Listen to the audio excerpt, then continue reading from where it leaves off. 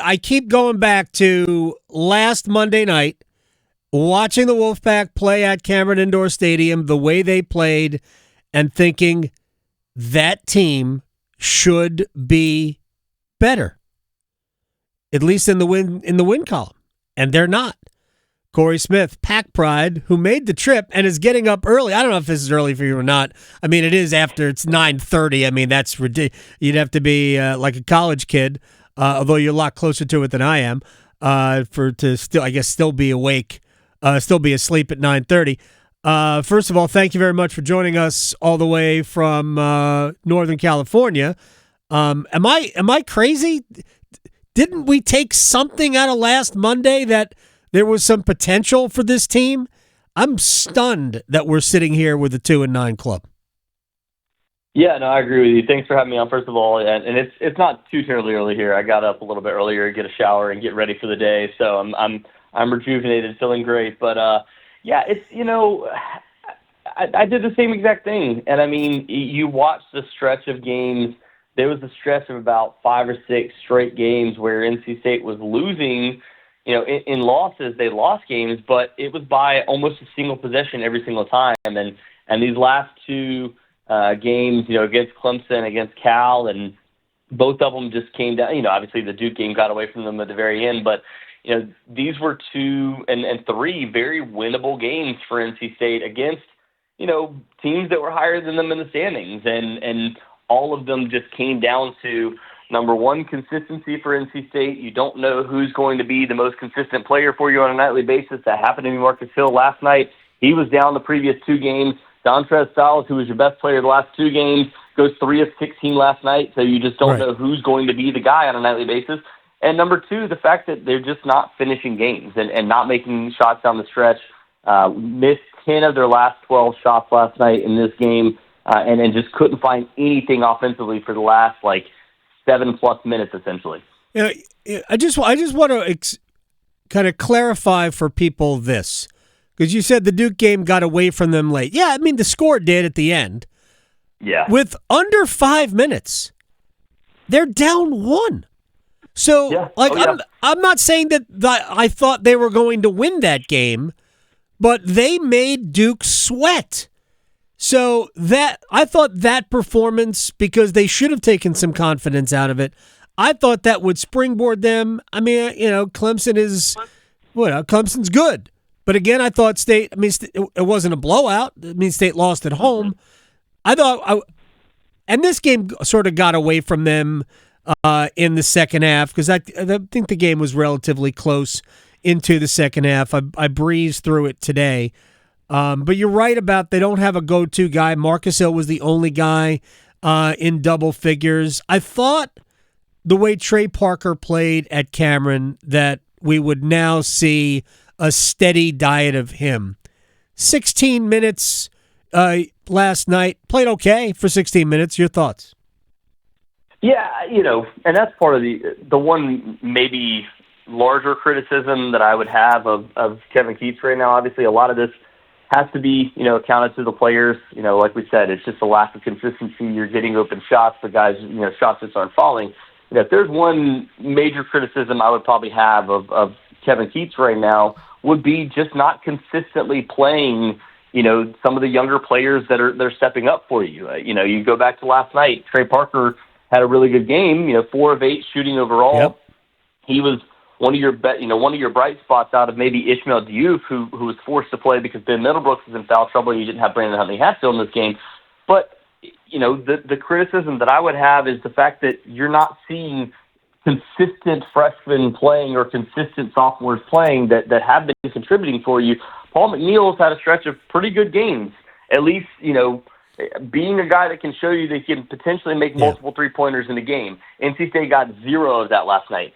3 guys made 1 three-pointer, and you didn't have a single player make multiple for you last night in a game where you desperately needed shooting. But yes, I agree with you. Trey Parker has been a bright spot recently when he's getting on the court. But part of the question mark right now is the fact that, why aren't guys like Paul McNeil, Bryce Hurd potentially getting more minutes when it's clear that there needs to be more accountability from the older guys, and maybe seeing some of these younger guys get some action, because quite frankly, what else do you have to lose at this point? See, I totally agree with that. And then I keep going back to the game at Cameron Indoor Stadium because John Shire, I believe, after the game mentioned how impressed he was with Trey Parker. If you can perform in that moment, then you should be able to perform anywhere. That says something. I was a little shocked to see 16 minutes next to Parker. Look, we haven't seen a ton of Paul McNeil. We've been teased, I guess. I mean, we don't have to go back too many weeks to hear Kevin Keatts say we're going to get Paul McNeil more involved here. Again, he really didn't play much. And now the bigger picture, Cory Smith from Pack Pride at @CorySmith on Twitter, is that, I mean, we're sitting here 3.5 weeks from the end of the regular season. It's basically 3.5 weeks. And maybe a little bit long. No, 4.5 weeks. And they're going to have to find 3 wins somewhere on their schedule. Not that the schedule is daunting in the ACC, but they haven't beaten similar teams to these. They're on a 7-game losing streak. They're going to find at least 3 wins, maybe 4, to avoid missing the ACC tournament. So, not that you've looked at the schedule. Stanford's not going to be easy. But what would that mean if they were to miss the ACC tournament? Yeah, I mean, I think that's, obviously worst case scenario. You look at the history of the ACC tournament, and obviously, for NC State, last year was the first time that's ever been done, winning 5 games in 5 days. And obviously you needed some desperation from that team to be able to, get over the hump and get to that point. And really, I mean, I go back to that. I just remember talking to guys in the locker room after the Louisville win, and they're just like, all we needed was, a win. I mean, they came into that with, if I remember correctly, 4 straight losses, going into that, and needed 4 straight wins just to get to the ACC championship game, and ended up beating UNC in that one to, send them to the NCAA tournament, and the rest was history. But, this is a team right now that needs a win in a major way just to be able to kind of get back into this thing, because they've been so close in so many games, to give you kind of that glimmer of like, all right, this team is capable of doing at least good things, at least being a 500 team in ACC play by right now. But right now you're 1 loss away from guaranteeing that you'll be 500 or worse in ACC play for a second straight year and third time in the last 4. But right now I'm looking at it, and I agree with you. I think Kevin Keatts talked about earlier this week again, and saying, this is extremely important to us to get to that point, to just get to the ACC tournament. There's a couple opportunities ahead for you. Boston College at home, Georgia Tech on the road potentially, but Georgia Tech has shown that they're, a quality team that can compete. Yep. Miami to close out the season on the road, but those are the 3 teams right now that are at or below your level. And Miami is the only team that's worse than NC State right now in the ACC, and Boston College is tied with them at 2-9. Those are really the only opportunities you have of teams that are at or worse in the ACC than you.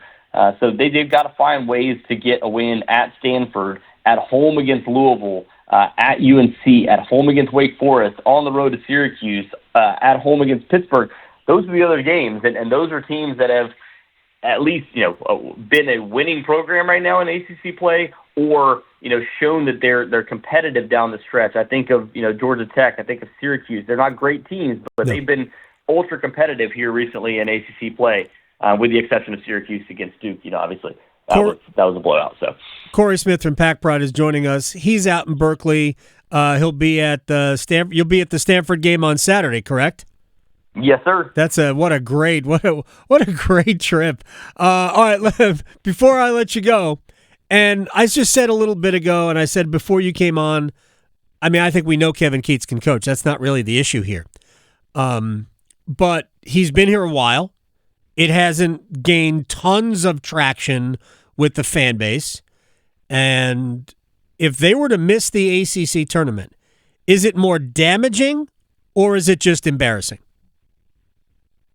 Can I just say yes on that? I mean, it's damaging it's damaging for what Kevin Keatts has tried to rebuild. As you mentioned, year 7.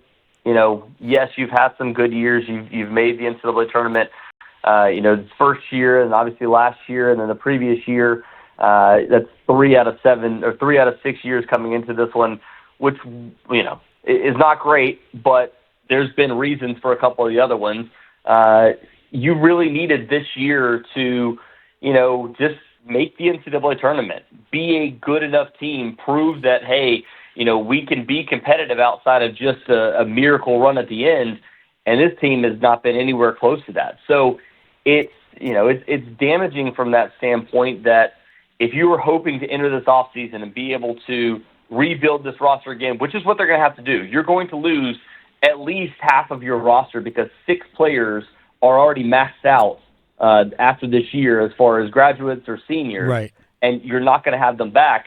You needed to have, at least the backing of your fan base to say, hey, we need to go out and rebuild this roster one more time to get us back to the NCAA tournament.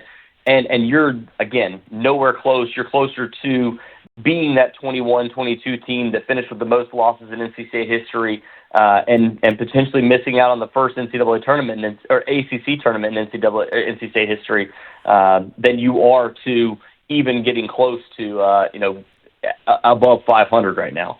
From hosting the ACC tournament at the beginning to being the first of the old guard to miss the 15-team ACC tournament would be mind-blowing to me, even though we know that over the last 25 or so years, it hasn't been what NC State fans grew up with. I get it.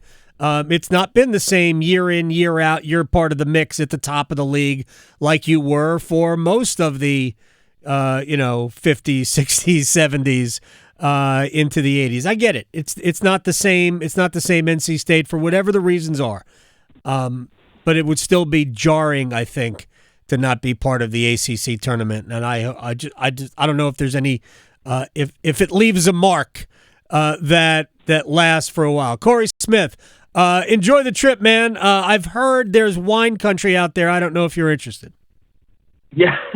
Well, it's raining out here today, so we're trying to find some indoor stuff to do today. But, we're planning out a few trips for the next couple of days before we cover another game against Stanford. Last thing I'll say to you, man, as far as this team is concerned, just find a purpose. Find some sort of purpose to play with because it's unclear right now if this team has a real purpose out there on the court. And I think, consistency is key, but finding some sort of purpose and drive for this team right now is going to be key in these last 9 games where you have to turn things around. You're 100% right. Cory Smith, I thank you very much, man. Enjoy the trip, and we'll talk to you down the road. All right, appreciate you, AG. You got it. Cory Smith, Pack Pride here on the Adam Gold Show. Think about that. I mean, it's not a stretch to say that NC State was essentially the spine of the ACC. And now we're talking about, if Miami misses the ACC tournament or Boston College misses the ACC tournament, no offense to those two fan bases, nobody blinks. State? Really? Yeah, that's what we're looking at. It would be unbelievably devastating, I think.